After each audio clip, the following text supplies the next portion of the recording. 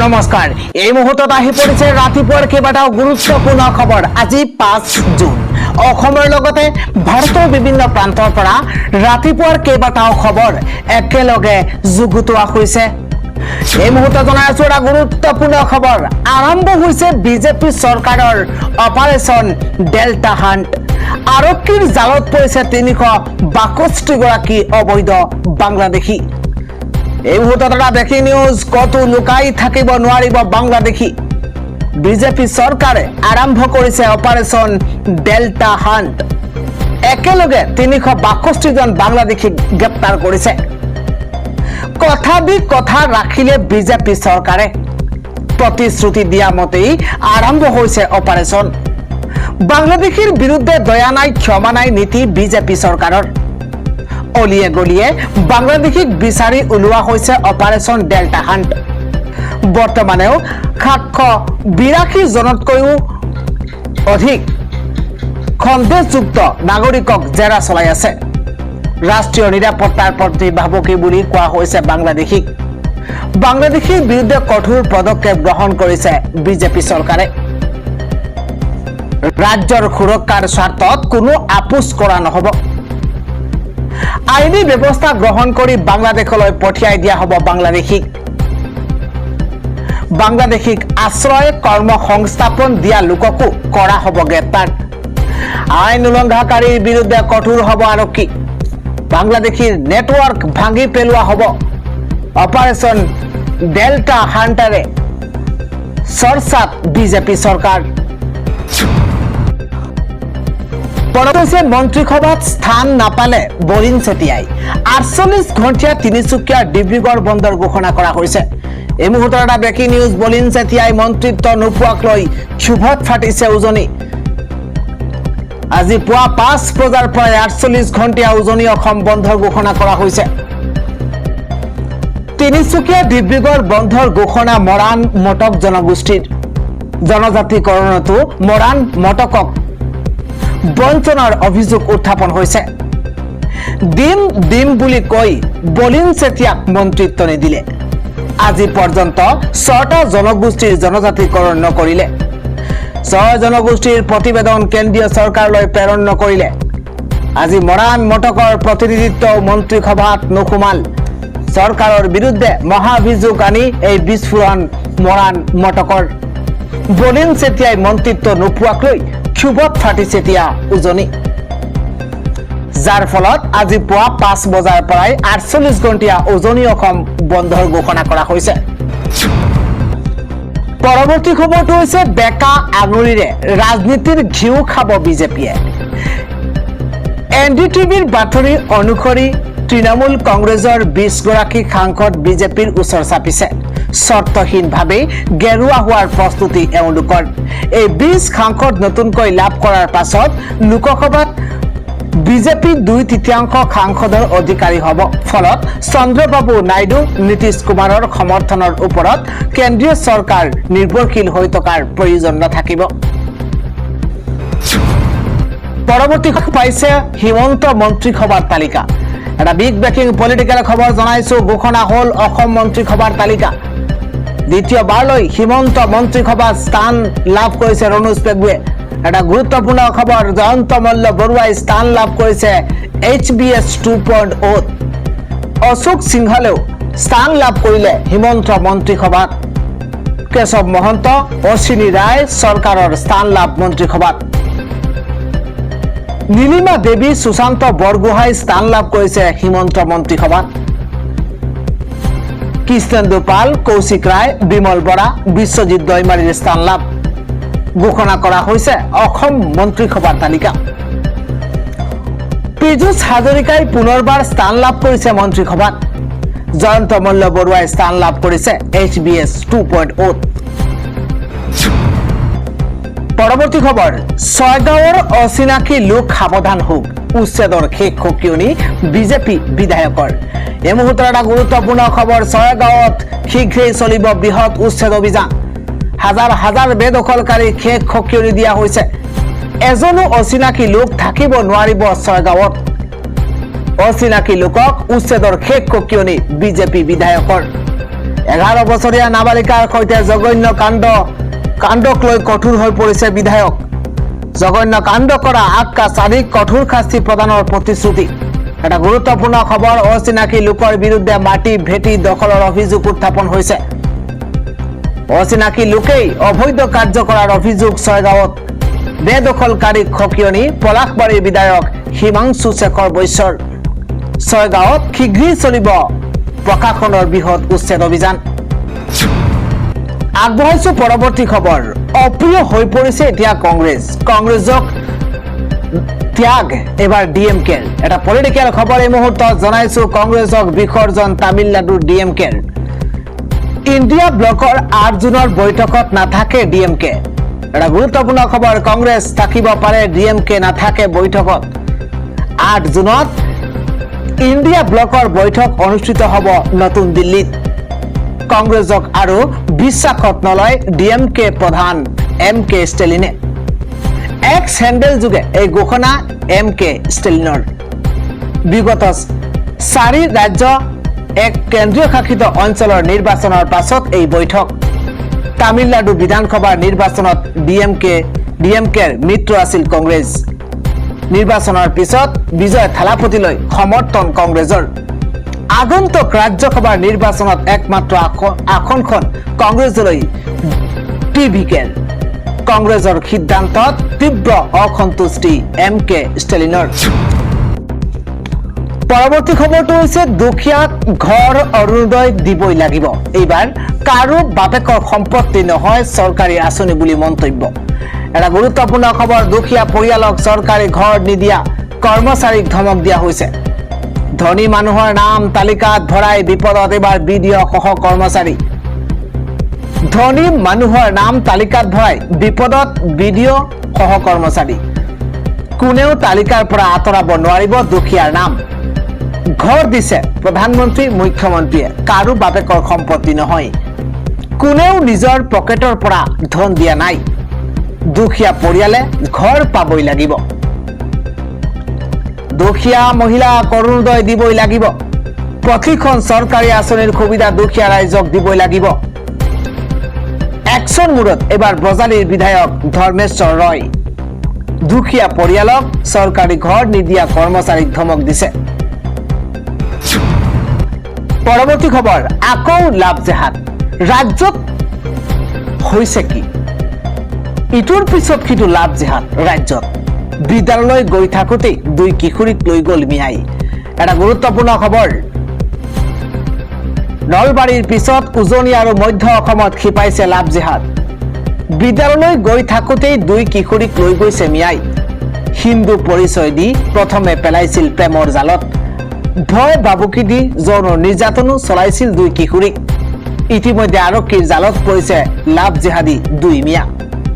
শোণিতপুৰৰ চতিয়াৰ ডিপ্লুঙাত এই লাভ জেহাদৰ ঘটনা সংঘটিত হৈছে। বৰ্তমান আৰক্ষীৰ জিম্মাত ইউসুফ আলী, আমিৰ হুছেইন। নলবাৰীৰ পিছত উজনি আৰু মধ্য অসমত খিপাইছে লাভ জেহাদ। বিদ্যালয়লৈ গৈ থাকোঁতে 2 কিশোৰীৰ লগত এই কাণ্ড কৰিছে মিয়াই। আন এটা খবৰ হৈছে 5 কোটি টকাৰ মাছ উৰাইছে অসমত। মাছ চাবলৈ এতিয়া সোৱাদুৱা লাগিছে। এটা নতুন খবৰ এই মুহূৰ্তত জনাইছো। পৃথিৱীত নোপোৱা দুষ্প্ৰাপ্য মাছ ওলাইছে অসমত। 1 কোটি 2 কোটি নহয়, একেলগে উদ্ধাৰ 5 কোটি টকাৰ মাছ। প্ৰতিটো মাছৰ মূল্য 1 পৰা 1.5 লাখ টকা। তিনিচুকীয়াৰ পৰা বহিৰাজ্যলৈ সৰবৰাহৰ সময়মতে তিনিচুকীয়াৰ পৰা বহিৰাজ্যলৈ সৰবৰাহৰ সময়তে জব্দ কৰা হৈছে। এটা দুটা নহয়, একেলগে 5শৰো অধিক চেং মাছ জব্দ কৰা হৈছে। 11টাকৈ কাৰ্টুনত পলিথিনৰ বেগত উদ্ধাৰ হৈছে মাছখিনি। ডিব্ৰুগড় বিমানবন্দৰলৈ নি থকা অৱস্থাতেই তিনিচুকীয়াত জব্দ কৰা হৈছে মাছখিনি। মাছখিনিৰ আন্তঃৰাষ্ট্ৰীয় বজাৰ মূল্য 5 কোটি টকাৰো অধিক। কেৱল ওৰাং আৰু ডিব্ৰু-চৈখোৱা ৰাষ্ট্ৰীয় উদ্যানতে উপলব্ধ এই মাছ। দিবাকৰ দাস নামৰ এজন চোৰাং মাছ ব্যৱসায়ী আৰক্ষীৰ জালত পৰিছে। মাছ ধৰা আৰু বিক্ৰী নিষেধাজ্ঞাৰ মাজতেই জব্দ কৰা হৈছে এই মাছখিনি। পৃথিৱীত নোপোৱা দুষ্প্ৰাপ্য মাছ এতিয়া অসমত ওলাইছে। পৰৱৰ্তী হৈছে ত্ৰিপুৰাত ভাৰত বাংলাদেশ সীমান্তৰ সুৰক্ষা পৰ্যালোচনা কৰিব কেন্দ্ৰীয় গৃহমন্ত্ৰী অমিত শ্বাহে। কেন্দ্ৰীয় মন্ত্ৰী অমিত শ্বাহে ভাৰত বাংলাদেশ আন্তঃৰাষ্ট্ৰীয় সীমান্ত সুৰক্ষা ব্যৱস্থা অধিক শক্তিশালী কৰাৰ লক্ষ্যৰে শুকুৰবাৰে ত্ৰিপুৰাত সীমান্ত সুৰক্ষা পৰ্যালোচনা কৰিব। কেন্দ্ৰীয় গৃহমন্ত্ৰী অমিত শ্বাহে BSF আৰু আন নিৰাপত্তা সংস্থাসমূহৰ সৈতে এক বৈঠকতো মিলিত হ'ব। সীমান্তত অবৈধ অনুপ্ৰৱেশ সীমান্ত সুৰক্ষাৰ ওপৰত পৰ্যালোচনা কৰা হ'ব। বৃহস্পতিবাৰে আগৰতলাত উপস্থিত হয় কেন্দ্ৰীয় গৃহমন্ত্ৰী অমিত শ্বাহ। ইফালে ত্ৰিপুৰাত মুখ্যমন্ত্ৰী মানিক সাহাই কয় যে কেন্দ্ৰীয় গৃহমন্ত্ৰী অমিত শ্বাহে এই সিদ্ধান্ত গ্ৰহণ ৰাজ্যখনৰ বাবে অত্যন্ত গুৰুত্বপূৰ্ণ। তেওঁ জনায় যে ৰাজ্য চৰকাৰে পূৰ্বেও সীমান্তৰ পৰিস্থিতি পৰ্যালোচনাৰ বাবে গৃহমন্ত্ৰীৰ হস্তক্ষেপ বিচাৰিছিল। উল্লেখযোগ্য যে ত্ৰিপুৰাৰ গাত লাগি আছে বাংলাদেশৰ 856 কিলোমিটাৰ দীঘল আন্তঃৰাষ্ট্ৰীয় সীমান্ত। ৰাজ্যখন তিনিও দিশৰ পৰা বাংলাদেশ ঘেৰি আছে আৰু ইয়াৰ ফলত এই অঞ্চলত অবৈধ অনুপ্ৰৱেশ চোৰাং বেহা আৰু অন্যান্য অপৰাধৰ ক্ষেত্ৰত অত্যন্ত স্পৰ্শকাতৰ এলেকা বুলি গণ্য কৰা হয়। পৰৱৰ্তী খবৰ, এভাৰেষ্টত ছদিন ধৰি সন্ধানহীন মৃত বুলি ধৰি লোৱাৰ পিছত বগাই বগাই জীৱনতে উভতি আহিল পৰ্বতাৰোহী গাইড। পৃথিৱীৰ সৰ্বোচ্চ শৃংগ মাউণ্ট এভাৰেষ্টত এক অতি আচৰিত ঘটনা সংঘটিত হৈছে। প্ৰায় 6 দিন ধৰি নিৰুদ্দেশ হৈ থকা এজন লোকক পৰিয়াল আৰু সকলোৱে মৃত বুলি ভাবি লৈছিল, কিন্তু সেই মানুহজন জীৱিত অৱস্থাত উভতি আহি সকলোকে আচৰিত কৰিছে। এই পৰ্বতাৰোহী গাইডজনৰ নাম দাৱা শ্বেৰপা আৰু তেওঁৰ বয়স প্ৰায় 50 বছৰ। পৰ্বত আৰোহণৰ জগতখনত মানুহে তেওঁক হিৰাৰী বুলি মাতে। যোৱা 30 মে তাৰিখে পৰ্বতৰ একেবাৰে ওপৰত বতৰ অতিমাত্ৰা বেয়া হোৱাৰ বাবে তেওঁ হেৰাই গৈছে। তেওঁৰ পত্নীয়ে স্বামী ঘূৰি অহাৰ আশা একেবাৰে বাদ দিছিল আৰু আনকি মৃতকৰ আত্মাৰ সদগতিৰ বাবে প্ৰাৰ্থনাও আৰম্ভ কৰি দিছিল। কিন্তু বৃহস্পতিবাৰে পুৱা পৰ্বতৰ ৰাস্তা বনোৱা আৰু আৱৰ্জনা পৰিষ্কাৰ কৰা এটা দলৰ মানুহে তেওঁক বেছ কেম্পৰ কাষত মাটিত চুচুৰি আহি থকা অৱস্থাত দেখিবলৈ প্ৰত্যক্ষ কৰিছে। আৰু তাৰ পাছতেই ততাতৈয়াকৈ এখন হেলিকপ্টাৰত তুলি তেওঁক নেপালৰ ৰাজধানী কাঠমাণ্ডুলৈ লৈ যোৱা হৈছে। বৰ্তমান তেওঁক তাৰ এখন চিকিৎসালয়ত চিকিৎসা প্ৰদান কৰি থকা হৈছে। তেওঁৰ শৰীৰত যথেষ্ট আঘাত লাগিছে যদিও চিকিৎসাধীন অৱস্থাত তেওঁ লাহে লাহে সুস্থ হৈ উঠিছে। 6 দিন ধৰি তেনে ভয়ংকৰ প্ৰতিকূল পৰিৱেশত জীয়াই থকাটো সঁচাকৈয়ে এক অবিশ্বাস্য আৰু অলৌকিক ঘটনা। পৰৱৰ্তী খবৰ, ছাত্ৰ ছাত্ৰীৰ বাবে বিনামূলীয়া বাছ সেৱা। কৰ্ণাটকৰ মুখ্যমন্ত্ৰীৰ আসনত বহিয়েই এই ঘোষণা কৰিছে শিৱকুমাৰে। বুধবাৰে কৰ্ণাটকৰ মুখ্যমন্ত্ৰী হিচাপে শপত গ্ৰহণ কৰে DK শিৱকুমাৰে। শপত গ্ৰহণৰ পিছতেই তেওঁ ৰাজ্যবাসীৰ বাবে কেইবাটাও ডাঙৰ ঘোষণা কৰিছে। তেওঁ প্ৰতিশ্ৰুতি দিয়ে যে অতি সোনকালেই কৰ্ণাটকৰ ছাত্ৰ ছাত্ৰীসকলে চৰকাৰী বাছত বিনামূলীয়াকৈ যাতায়াত কৰিব পাৰিব আৰু ইয়াৰ উপৰিও নিবনুৱা যুৱক যুৱতীসকলৰ কৰ্ম সংস্থাপনৰ বাবে এটা বিশেষ কেন্দ্ৰ গঢ় দি তোলা হ'ব। কেৱল সেয়াই নহয়, যুৱ সমাজৰ সবলীকৰণ আৰু আন্তঃগাঁথনি উন্নয়নৰ খণ্ডতো বৃহৎ পৰিমাণৰ ধন আবণ্টন দিয়াৰ প্ৰতিশ্ৰুতি প্ৰদান কৰিছে। এই সমগ্ৰ ব্যৱস্থাটোক শিৱকুমাৰে যুগ বুলি নামাকৰণ কৰিছে। বুধবাৰে দায়িত্ব গ্ৰহণ কৰাৰ পাছতে কৰ্ণাটকৰ নতুন মুখ্যমন্ত্ৰীগৰাকীয়ে মন্ত্ৰীসভাৰ প্ৰথমখন বৈঠকতে অংশগ্ৰহণ কৰিছে। এই বৈঠকত ছাত্ৰ ছাত্ৰী, চাকৰি বিচাৰি থকা যুৱক যুৱতী, কৃষক আৰু চহৰ অঞ্চলৰ বাসিন্দাসকলৰ সুবিধাৰ্থে কেইবাটাও গুৰুত্বপূৰ্ণ পদক্ষেপ গ্ৰহণ কৰা হৈছে। শিৱকুমাৰে স্পষ্ট কৰি দিয়ে যে নিৰ্বাচনৰ সময়ত তেওঁলোকে যিবোৰ প্ৰতিশ্ৰুতি দিছিল সেয়া তেওঁৰ চৰকাৰে নিশ্চিতভাৱে পূৰণ কৰিব। সাংবাদিকৰ আগত তেওঁ কয় যে প্ৰথমখন মন্ত্ৰীসভাৰ বৈঠকতে জনসাধাৰণক যুগ নামৰ এক নতুন উপহাৰ দিয়াৰ সিদ্ধান্ত লোৱা হৈছে। এইবোৰ কেৱল প্ৰতিশ্ৰুতি হৈ নাথাকে, অতি সোনকালেই ইয়াক বাস্তৱায়নো কৰা হ'ব। মন্ত্ৰীসভাৰ এই প্ৰথমখন বৈঠকত গ্ৰহণ কৰা আন কেতবোৰ গুৰুত্বপূৰ্ণ সিদ্ধান্তৰ ভিতৰত আছে ৰাজ্যখনৰ বিভিন্ন চৰকাৰী বিভাগত ৫৬,০০০ পদত নিযুক্তি প্ৰদান কৰা আৰু ১০,০০০ নতুন যুৱ ক্লাব গঠন কৰা। মন্ত্ৰীগৰাকীয়ে জানিবলৈ দিয়া মতে প্ৰতিটো যুৱ ক্লাবত ১৫০ৰ পৰা ২০০জনকৈ সদস্য থাকিব আৰু চৰকাৰৰ তৰফৰ পৰা প্ৰতিটো ক্লাবক ১০ লাখ টকাকৈ আৰ্থিক অনুদান আগবঢ়োৱা হ'ব।